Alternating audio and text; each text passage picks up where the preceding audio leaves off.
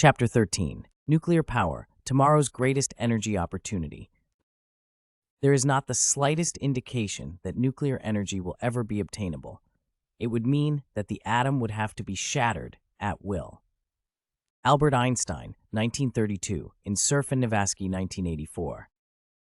The energy produced by the atom is a very poor kind of thing. Anyone who expects a source of power from the transformation of these atoms is talking moonshine. Ernest Rutherford, 1933, after being the first person to split the atom in Cerf and Navaski, 1984.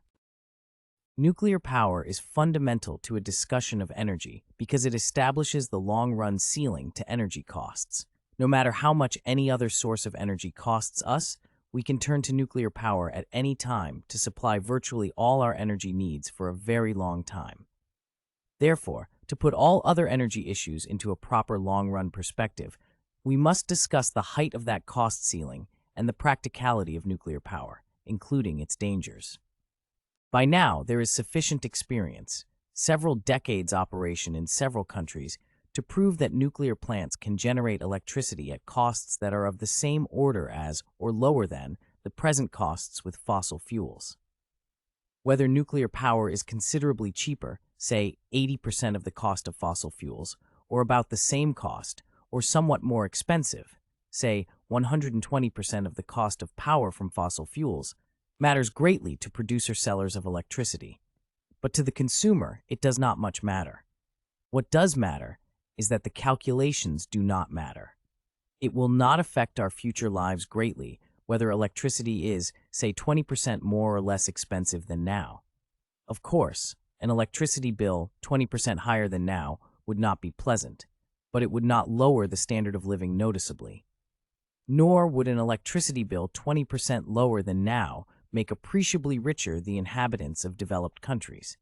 And the longer one looks into the future, the smaller will be the percentage of the total budget devoted to electricity as our total incomes grow, and the less important to the consumer will be the production cost of in-the-home electricity with nuclear power. Fission is the source of nuclear power at present, but in the longer run, much cleaner nuclear fusion may well be practicable, though physicists cannot yet predict with certainty when, or even whether, fusion will be available. If fusion becomes practicable, the possibilities are immense. By Hans Bethe's estimate, even if we assume energy consumption 100 times greater than at present, the heavy hydrogen supply of the world will be sufficient to give us power for 1 billion years, at a price perhaps equivalent to that at present for fission power. Nuclear power, danger, and risk aversion. The dangers of nuclear power. Because we, luckily, do not have experience with many nuclear mishaps, the way a life insurance company has available data on millions of lives, estimating the dangers from a nuclear mishap must derive from scientific and engineering judgment. Hence, laypersons such as you and I can do no better than consult the experts. And there is necessarily some controversy among the experts because of the absence of mishaps which would provide solid statistical evidence. A section later in this chapter discusses some of the problems that arise in responding sensibly to risks of various kinds. When evaluating the safety of nuclear power, it is crucial to keep in mind the risks to life and limb that arise in producing energy from other sources, such as drilling accidents at oil wells, mine disasters, and the pulmonary diseases of coal miners. All would agree that nuclear power's past record has been remarkably good compared with the best alternatives, along with its economic advantages. The extraordinary safety record in nuclear submarines over several decades, no evidence of any damage to human life from radiation despite the very close proximity of Navy personnel to the nuclear power plants, is compelling evidence that nuclear power can be remarkably safe.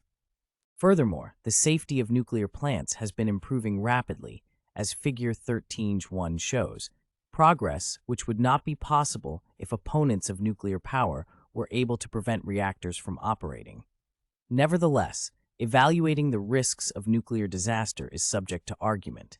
The contradictory conclusions of the authoritative report from the National Academy of Sciences and of anti-nuclear critics were cited in Chapter 12. Though it is not possible to establish their validity without entering into extensive technical analysis, these two assertions can safely be made. First, a nuclear plant cannot explode any more than can a jar of pickles, as physicist Fred Hoyle, with Geoffrey Hoyle, put it. Chernobyl is no exception. It was not a nuclear explosion. Second, the problem of safeguarding the processed waste from year to year is much less difficult than is safeguarding the national gold supply at Fort Knox, and much less risky than safeguarding against terrorist explosions of nuclear weapons. More about nuclear waste below. Best guesses about the dangers from various energy sources are shown in Table 13.1. There is general agreement, too, that nuclear reactors in the future will utilize now existing designs that are safer and easier to operate than earlier designs. The accident at 3 Mile Island in 1979 gave many people the impression that nuclear power is more dangerous than previously thought. But that accident would seem to demonstrate quite the opposite. Despite almost every possible error being made, no one suffered any harm. And the Chernobyl accident throws no light on safety in the U.S. because the reactor design was so different from plants in the West, and the protections provided in the West were not provided there. More about Chernobyl below. The likelihood of injury from radiation continues to be crucial in attitudes toward nuclear power.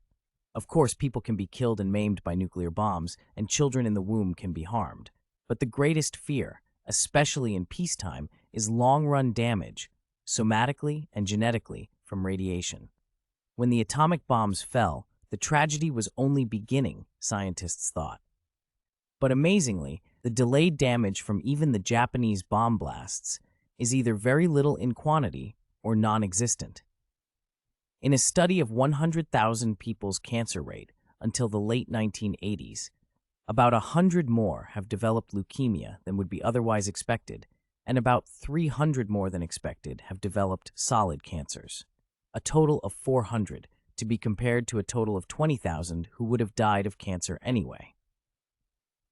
And there does not seem to be any damage to children not yet conceived at the time of the blast.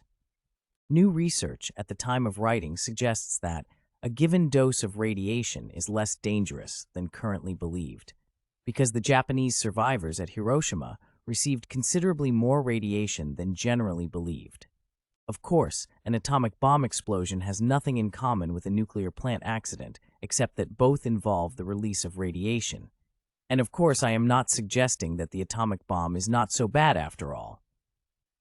The reason why the study of the Japanese children was made, and the reason it is mentioned here, is that vastly more radiation was received by the pregnant mothers in Japan than would be received by people in a peacetime accident under almost any conceivable conditions. Yet there was no excess incidence of cancer in the children. Tragedies though Hiroshima and Nagasaki were, we ought not to close our eyes to this useful lesson that they can teach us. An official report from the American Medical Association gives nuclear power an excellent bill of health, saying it is acceptably safe. Coal-supplied energy is assessed to cause 18 times more deaths per unit of electricity than nuclear power because of both mining and transportation deaths. And solar energy is less safe than nuclear power due to construction and maintenance costs. These estimates are consistent with the data in Table 13.1 above. Perhaps the most surprising finding by that AMA report concerns Chernobyl. No member of the general public received a dose capable of producing radiation sickness, though plant and rescue workers were killed. As to long-run effects, even using rules of thumb, the cancer rate in the surrounding population would increase by less than 2%, and this effect would be difficult to detect. An even later report reaches an even stronger conclusion. Reports that the Chernobyl nuclear accident caused widespread illness are false. The United Nations multinational research teams of 200 experts from 25 countries did not find any health disorders that could be directly attributed to radiation exposure. And as to long-run dangers, radioactivity in drinking water and food was well below levels hazardous to health, in many cases even below detection limits. I confess that even with my experience of many initial scary reports of environmental events later being revealed to be minimal or zero risks, I was shocked to read that Chernobyl was found not to have caused observable damage to the general public. This was not widely reported to the public, however. A large and solid body of research, culminating in a 1990 National Cancer Institute study, has found no increased risk of death from cancer for people living in proximity to nuclear installations in the United States. Cancer cluster studies performed in Europe, Canada, and the U.S. over the last 10 years have uniformly failed to establish a link between reports of apparent increased cancer incidence and local discharges of radiation. Wing may have found higher than expected cancer rates among Oak Ridge workers, contradicting earlier studies on workers in nuclear plants. But even if this turns out to be supported by later studies, the very fact that the increased mortality is so difficult to identify statistically implies that it is small relative to other hazards to life. Furthermore, it is possible to have too little exposure to radiation. There is now a well-established phenomenon called hormesis, which causes people exposed to relatively heavy natural levels of radiation to have increased longevity rather than shorter lives. This is apparently connected with the fact that low-level radiations make the cells less susceptible to subsequent high doses of radiation. Here I interject an editorial remark of the sort that prudent scientists avoid, lest readers think that they are less than objective, and that personal feelings bias their presentations. If the nuclear power industry in the United States had even a touch of courage, it would publicize to the heavens the advantage of nuclear power in saving lives. Instead, they try to sway the public to favor nuclear power by talking about reducing dependence on imported oil, an argument which is bad economics at best and phony at worst. Nuclear power and risk aversion, yet there still remains much public aversion to risk. Let's see the issue from the layman's point of view. Perhaps nuclear energy really is cheap enough to be a viable alternative to fossil fuels in generating electricity, and maybe it has been safer than other sources. But what about the chance of a big catastrophe? Would it not be prudent to stay away from nuclear power to avoid that risk? This question embodies what economists call risk aversion, a reasonable and normal attitude. Risk aversion is evidenced when a person prefers to keep $1 in hand rather than bet it double or nothing, even when the chance of winning is greater than 50-50. That is, if one were not risk-averse, one would accept all gambles when the expected value, the probability of winning, multiplied by the payoff if you do win, is greater than the amount you must put up to make the gamble.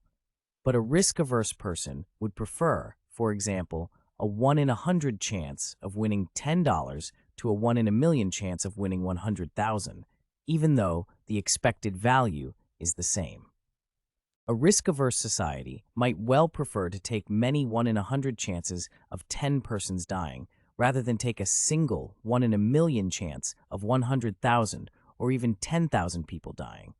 That is, the risk of a lot of small, likely tragedies might be more acceptable than the risk of a very infrequent and much less probable major catastrophe. If so, that society would eschew nuclear energy. This is the implicit argument against nuclear energy. It is important, however, that the implicit risk aversion must be enormous if one is to oppose nuclear power. There is practically zero chance of a nuclear plant catastrophe that would cost tens of thousands of lives. The very outside possibility envisioned by the official committees of experts is a catastrophe causing 5,000 deaths. While indeed tragic, that number of deaths is not of a different order from the number of deaths in a dam break, and it is smaller than the number of coal miners that we know for sure will die early from black lung disease. So even risk aversion does not make nuclear energy unattractive. The size of the worst possible catastrophe is of the same order as other social risks that are accepted routinely, and hence we can judge nuclear energy according to the expected value of the mortalities it may generate. And according to expected value calculations, it is considerably safer than other energy alternatives. Disposal of nuclear waste. The Hoyles illustrate the waste disposal problem from a personal point of view, and they are worth quoting at length. Suppose we are required individually to be responsible for the long-term storage of all the waste that we ourselves, our families, and our forebears have generated in an all-nuclear energy economy. It will be useful to think of waste in terms of the categories of the table below. Categories of nuclear waste and their lifetimes. High level 10 years, medium level 300 years, low level 100,000 years, very low level 10 million years. High level waste is carefully stored over its 10-year lifetime by the nuclear industry. This is done above ground in sealed tanks. It is not proposed to bury nuclear waste underground until activity has fallen to the medium level category. Instead of underground burial, however, we now consider that medium-level waste is delivered for safekeeping to individual households. We take the amount of the waste so delivered to be that which has been generated over the 70 years from 1990 to 2060. Over this period, a typical family of 4 would accumulate 4 pi 7 equals 280 person-years of vitrified nuclear waste, which for an all-nuclear energy economy would weigh about 2 kilograms. Supplied inside a thick metal case capable of withstanding a house fire or a flood, the waste would form an object of about the size of a small orange, which it could be made to resemble in color and surface texture. This would ensure that any superficial damage to the object could easily be noticed and immediately rectified by the nuclear industry. The radioactive materials inside the orange would be in no danger of getting smeared around the house, not like jam or honey. The radioactive materials would stay put inside the metal orange skin. Indeed, the orange would be safe to handle freely, but for the Greek letter gamma rays emerging from it all the time. The effect on a person of the Greek letter gamma rays would be like the X-rays used by the medical profession. If one were to stand for a minute at a distance of about 5 yards from the newly acquired orange, the radiation dose received would be comparable to a medical X-ray. Unlike particles of matter, Greek letter gamma rays do not stay around. Once emitted, Greek letter gamma rays exist only for a fleeting moment, during which brief time they are absorbed and destroyed by the material through which they pass. Some readers will be familiar with the massive stone walls of old houses and barns in the north of England. If a Greek letter gamma ray emitting orange were placed behind a well-made stone wall 2 feet thick, one could lounge in safety for days on the shielded side, and for a wall 3 feet thick, one would be safe for a lifetime. Our family of 4 would therefore build a small, thick-walled cubicle inside the home to ensure safe storage of the family orange. After several generations, the waste inside the orange would have declined to the low-level category when the orange could be taken out of its cubicle and safely admired for an hour or two as a family heirloom. Such individual tedium would of course be avoided if the waste were stored communally. For 100,000 families making up a town of 400,000 people, there would be 100,000 eggs to store. Or since it would surely be inconvenient to maintain a watch on so many objects, the town would have the eggs reprocessed into a few hundred larger objects of the size of pumpkins or vegetable marrows. The whole lot could be fitted into a garden produce shed, except that instead of a wooden wall, the shed would need to have thick walls of stone or metal. This, then, is the full extent of the nuclear waste problem that our own generation is called on to face. If by the mid-21st century it has become clear that nuclear fission is the only effective long-term source of energy, society will then have to consider the problem of accumulating waste on a longer time scale. For the town of 400,000 people, a shed of pumpkins would accumulate for each 70 years, until the oldest waste fell at last into the very low-level category when it could be discarded. After 7,000 years, there would be 100 sheds, which could be put together to make a moderate-sized warehouse. In 100,000 years, there would be about 15 medium warehouses, which could be accumulated into 2 or 3 large warehouses. Thereafter, the problem would remain always the same, with the oldest waste falling into the very low-level category as fast as new waste was generated. Of course, the warehouses would be deep underground, and there would be no contact between them and the population of the town. The risk that each of us would incur, even if called upon to store our own waste, would be insignificant compared with the risks we routinely incur in other aspects of our daily lives. A shorter and less whimsical description of the nuclear waste problem comes from Peter Beckman. The ease and safety of its waste disposal is one of nuclear power's great advantages. Nuclear wastes are 3.5 million times smaller in volume than fossil wastes, producing the same electric energy. High-level wastes, which contain 99% of the radioactivity but only 1% of the volume, are the first type of industrial waste in history that can be completely removed from the biosphere. Their volume per person per year equals that of 1 to 2 aspirin tablets. What is put back into the ground has less radioactive energy than what was taken out. After 100 years, the wastes are less toxic than many ores found in nature. After 500 years, they are less toxic than the coal ash produced from the same electricity supply. The artificial and irrational arguments against disposal in stable geological formations prove that they won't.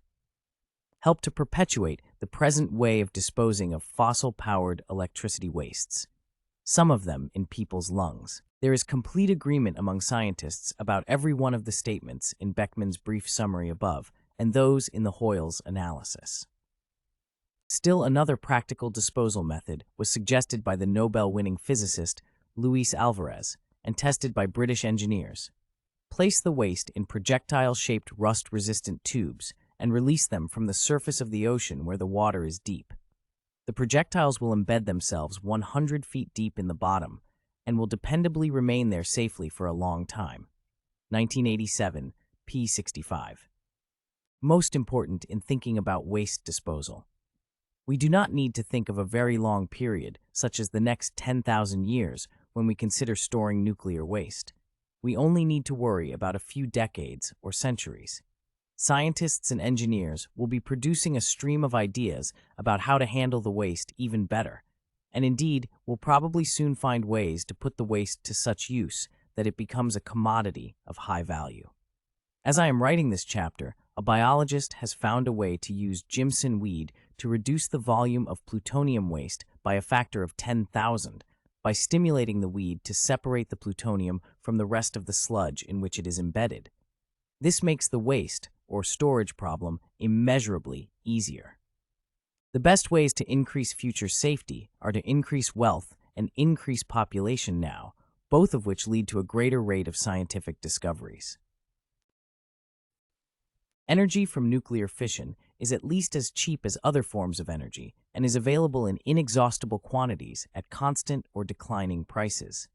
Its safety record in the West shows it to produce energy at a lower cost in lives than any other form of energy, on average.